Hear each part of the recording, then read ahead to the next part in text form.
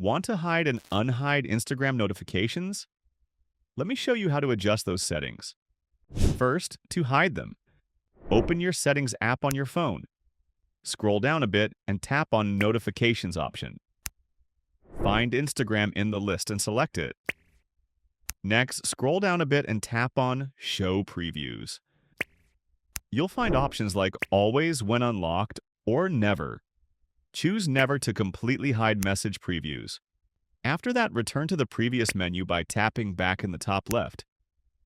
Switch off Lock Screen, Notification Center, and Banners options by simply deselecting them. Check your home screen. Notifications are now hidden. Now, to unhide them, open the Settings app once more. In Show Previews, select Always or When Unlocked. Head back and turn on Lock Screen, Notification Center, and Banners notifications. You're set. Enjoy notifications as they come.